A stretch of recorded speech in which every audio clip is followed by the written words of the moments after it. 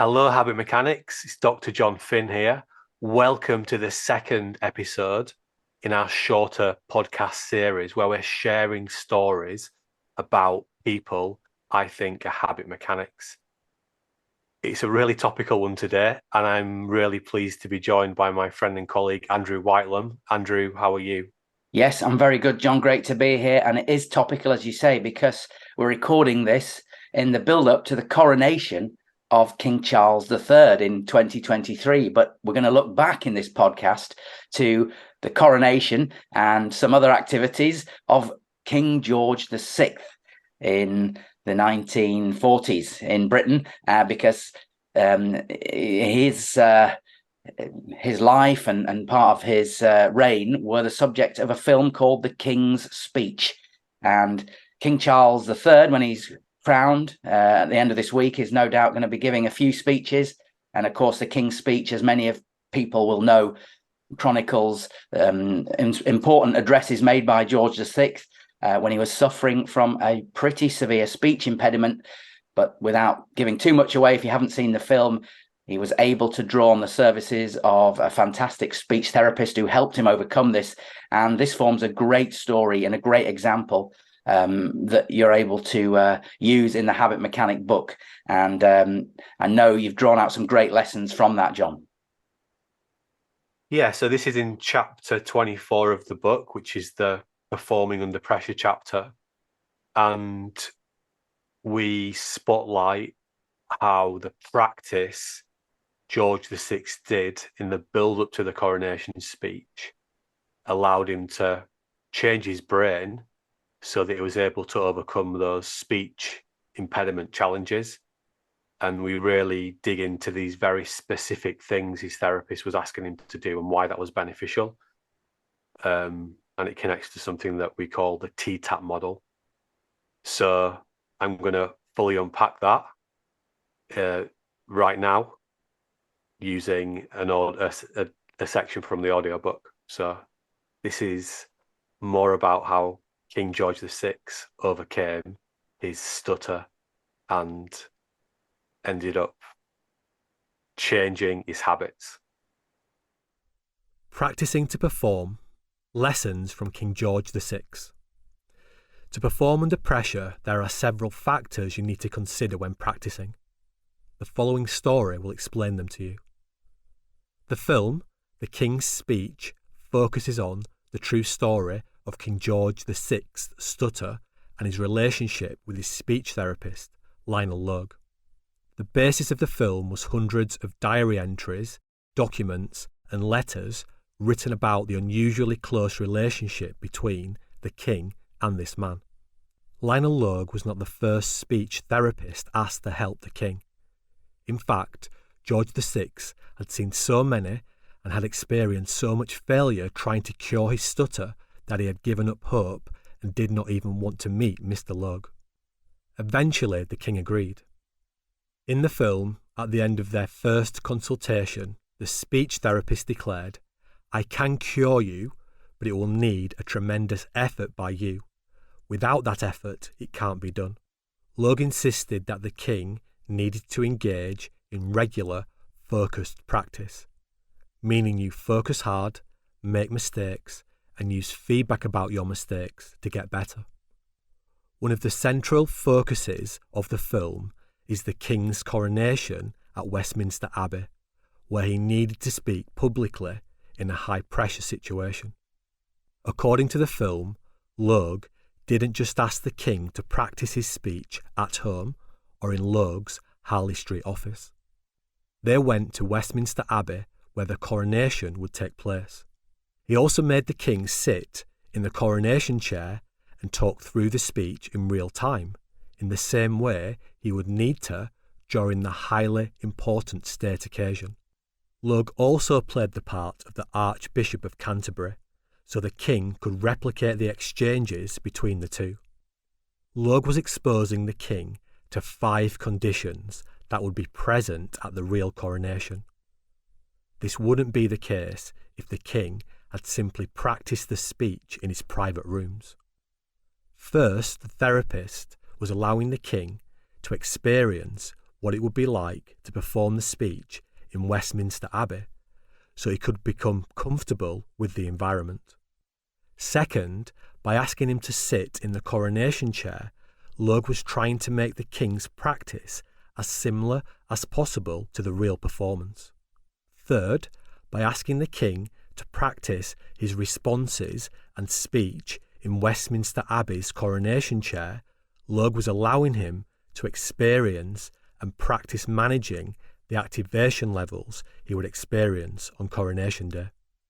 Fourth, by playing the role of the Archbishop of Canterbury, Logue was trying to make the task, performing the speech, as similar as possible in rehearsals as it would be in the real ceremony. Fifth, and connected to the last point, Logue tried to make the timing of the task as similar as possible to the real thing. This meant the king had to speak with a rhythm and a pace that would make it more difficult for him to stutter, allowing him to practice at the same speed he would have to perform at on Coronation Day. Lionel Logue's detailed training plan for the king appears to have paid off. George VI completed his speech at Westminster Abbey without a single stutter. The same practice strategies were used to help the king deliver other powerful and important speeches throughout his reign, including during the difficult days of the Second World War. Firing the same neural circuitry. Our knowledge of these events is drawn largely from a film, but although we do not have a first-hand account, it is safe to assume that Lionel Logue's techniques were very effective at firing the same neural circuitry in the king's brain during practice that would need to fire for him to make successful public speeches. This is perhaps why he succeeded in helping the king where so many had failed. For your practice to be successful, it needs to trigger the same neural circuits you will need to use when performing under pressure. Imagine you are rehearsing an important presentation and consider the following points. Environment. First, think about the environment in which your presentation is taking place. Are you familiar with the room? The more comfortable you feel in that environment, the less likely it will have a negative impact on your performance. Activation. Next, consider activation. What is your ideal activation level when you are giving a great presentation? Replicate that same level when you're practicing your presentation. It is also worth thinking about how the presentation environment might affect your activation. If you think you will feel nervous during the presentation, and therefore your activation will be high in the presentation, you might want to try to replicate this when practicing. Physical elements. Next, consider the physical elements connected to giving the presentation. When you give your presentation, will you be sitting at your desk? Or will you be standing up? How will you be dressed? Replicate these factors in your practice as closely as possible. Tasks. Then, consider the tasks you perform during the presentation. Will you be reading your presentation from a script? Will you be presenting without notes? Will you be using a clicker to move through your slides? Practice what you will actually be doing in the real presentation. Timing. Finally, consider timing. What time of day is your presentation? How much time will you have? How much time will you have on each slide? Practice using the same presentation timings. TTAP Learning Framework. To recap, you need to consider the following factors during your practice to prepare you to perform to your potential under pressure. 1. The performance environment. 2. Your optimal performance activation level. 3. The physical elements of the performance. 4. The tasks you will be completing. 5. The performance timings. To make it easier to remember these 5 factors, I created the acronym TTAP Learning. T for task, E for environment, T for timing, A for activation, and P for physical. By activating all these factors in your practice, you will be firing the same or similar neural circuitry in your brain that you will need to fire during your actual performance. Test. If it is helpful, write down what TTAP stands for to test your memory. Well, that was a fascinating extract from The Habit Mechanic, talking about the film The King's Speech and the story of George VI overcoming a speech impediment with the help of Lionel Logue, the speech therapist. And John, as you said, it provides a fantastic example and a fantastic story that we can use to learn more about how our brains work and how we can perform under pressure. You obviously included it in the book for that specific purpose. And in the chapter, you talk about the idea of functionally equivalent practice, practicing in the way you're going to perform. And you've developed a specific model to help people do this. It's an abbreviation called TTAP. Tell us more about that, if you would, please. Yeah, so the first thing that I got really interested in academically within the field of performance psychology was imagery. I did my undergraduate dissertation on that, and also my master's dissertation.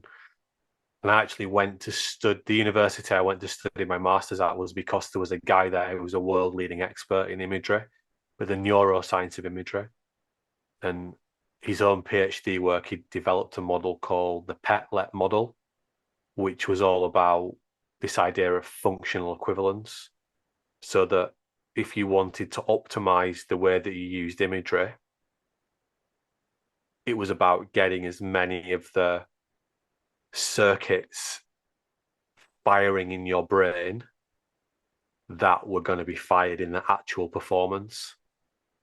So if you take the example of taking a penalty, we all know that the England football team have a publicly famous record of not doing so well in penalty shootouts. And if we imagine how we practice penalty shootouts, it's very difficult to replicate the kind of pressure that you're going to be under on the training ground, or rather the pressure you're going to be under at the end of a semi-final or whatever in a World Cup or European Championships on the training ground. But there are steps you can take to make it more functionally equivalent. I know, for example, one of the old Watford managers, a guy called Adi Boothroyd, who would get the home fans to stay behind in the stadium at the end of games, and he would ask his players to practice taking penalties, that type of thing. So I just got really interested in that. I did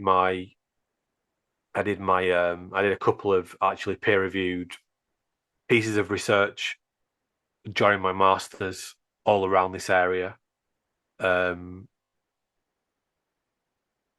including where we were looking at the role of what we call mirror neurons. But then I created something called the pre-shot training system, which was designed to make it easier for golfers to practice firing the same neurons in their practice that they would need to fire on the golf course under pressure. And that's really what the PETLET idea, the TTAP idea is based on. And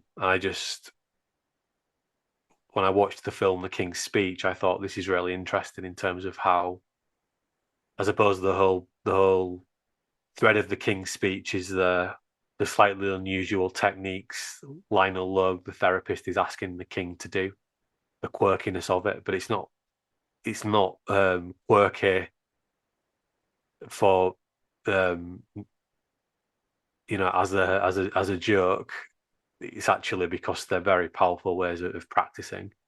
Lionel Logue wouldn't have understood the neuroscience because no one did back then, but actually the value he was providing was because I would argue, he was getting the same neurons to fire in King George VI's brain during practice that he would need during the actual coronation. Yeah, and it's perhaps people might think it's slightly eccentric, but this was a case of creating the same sort of environmental conditions. I think in the film, Lionel Logue even pretended to be the Archbishop of Canterbury. Is that right? So it was a true, as close as possible to the situation that the king, or I suppose any other performer, would find themselves in. Yeah, this is it. So if we have a framework of the rules of functional equivalence, if you like, which is what the TTAP model is designed to do, then we can compare and contrast how we're currently preparing to perform under pressure with that model and the things that might be more beneficial to do. And at the end of chapter 24, we have something called the performance hack plan, which is a series of self-reflections about how you currently perform under pressure. You can use that for your golf. You can use it for your exam performance. You can use it for giving a presentation, so that you've got a better sense of how you can properly practice to give yourself the best chance of actually performing under pressure. Well, it's a fantastic tool. It's a fantastic story, Jon. And I know that performing under pressure is something many people are interested in, as you say, in their work and in their lives. And this use of the example of the King's Speech really brings it to life. So thank you for highlighting that in this podcast for us. Don't forget to like and subscribe to these short podcasts too, and leave us a review if you can, and look out for more in this series of short podcasts. And we'll be back very soon with the full Habit Mechanic podcast. Jon, anything you'd like to say in closing? Yeah, well, let's see how the King gets on at the weekend performing under pressure. I'm sure he'll nail it. Remember, wherever you are with your current abilities, we know that we can get better with practice, but not all practice is equivalent. Some practice is much more efficient and effective than other forms, and we really dig into that within the Habit Mechanic. So if you're interested in how to supercharge your learning, read chapter 24. Also read chapter 26, read chapter 5. We can change, we can do better. I know it feels difficult, but remember, or it can feel difficult, but remember, it's worth persisting, because you're only ever one habit away.